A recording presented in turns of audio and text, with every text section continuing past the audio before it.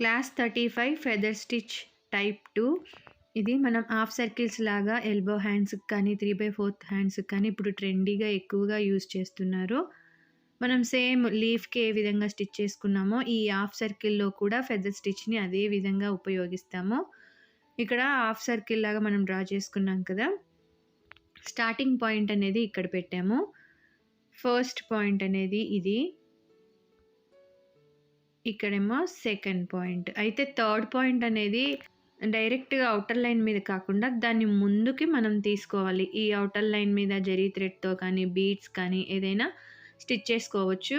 అయితే ఆ బార్డర్ కన్నా ముందుకి మనం థర్డ్ పాయింట్ అనేది తీసుకోవాలి. ఈ బార్డర్ అనేది మనం ఎక్స్టర్నల్గా యూస్ చేసుకుంటాము. ఇక్కడ అవుటర్ లైన్ మీద బీడ్స్ కానీ జర్దోజీ కానీ ఏదైనా యూస్ చేసుకోవచ్చు. ఇక్కడ ఈ వేసుకున్న డాట్కి చుట్టూ స్టార్టింగ్ పాయింట్ అనేది తీసుకోవాలి. ఒకే దాంట్లో తీసుకున్నాం అనుకోండి హోల్ పెద్దగా అయిపోతుంది. అందుకు చుట్టూ వచ్చేటట్టు ఇటు ఒకసారి అటు ఒకసారి అలాగా తీసుకోవాలి స్టార్టింగ్ పాయింట్ అనేది. వర్క్ అనేది స్టార్ట్ చేస్తున్నాను. ఇక్కడ స్టార్టింగ్ పాయింట్, స్టార్టింగ్ నుంచి డైరెక్ట్ మనం సెకండ్ పాయింట్కి వెళ్ళిపోవాలి. మీకు ఒకవేళ గుర్తు లేకపోతే నేను లీఫ్కి చెప్పినట్టుగా ఇక్కడ మార్క్ చేసుకోండి. Starting to second, second to third, third to first, తర్వాత స్టార్టింగ్. ఇదే ప్రాసెస్ రిపీట్ అవుతూ ఉంటుంది. సో స్టార్టింగ్ పాయింట్ దగ్గర స్టార్ట్ చేశాను, డైరెక్ట్ సెకండ్ పాయింట్, తర్వాత third point, third to first point, first to మళ్ళీ starting, starting to second, second to third, first starting, second third. Second line నుంచి third లైన్కి మధ్యలో lines అనేవి సేమ్ ఈక్వల్ డిస్టెన్స్లో తీసుకోవాలి. అలా తీసుకుంటేనే మీకు నీట్ లుక్ అనేది ఉంటుంది. ఒకవేళ కరెక్ట్గా తీసుకోలేకపోతే డ్రా చేసుకోండి. బాగా వచ్చిన తర్వాత డైరెక్ట్గా ఈ విధంగా స్టిచ్ చేసుకోవచ్చు. సేమ్ ప్రాసెస్ ఇంకా చివరి దాకా సేమ్ ఇలాగే హాఫ్ సర్కిల్స్ని సైడ్స్కి పైన అంతా రిపీట్ చేసుకుంటూ వెళ్తే మీకు 3/4 హ్యాండ్ ఫుల్గా ఫిల్ అయిపోతుంది. ఇది ఇప్పుడు ఎక్కువగా ట్రెండీ అనమాట. చాలామంది యూస్ చేస్తున్నారు ఎల్బో హ్యాండ్స్కి. చూడ్డానికి కూడా చాలా గ్రాండ్ లుక్ ఉంటుంది.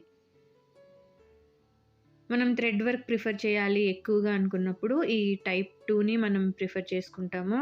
ఒకవేళ మీకు కొంచెం ఇంకా అంటే బీడ్స్ కానీ కుందన్స్ కానీ అలా యూస్ చేయాలి, ఓన్లీ థ్రెడ్డే కాకుండా అనుకున్నప్పుడు మీరు టైప్ 3కి వెళ్ళొచ్చు. ఇది అది సేమే ఉంటుంది కానీ ఇది ఎక్కువ థ్రెడ్ వర్క్ ఉంటుంది. అది కొంచెం బీడ్స్ కానీ కుందన్స్ కానీ మిర్రర్స్ కానీ అలాంటివి యూస్ చేస్తాం.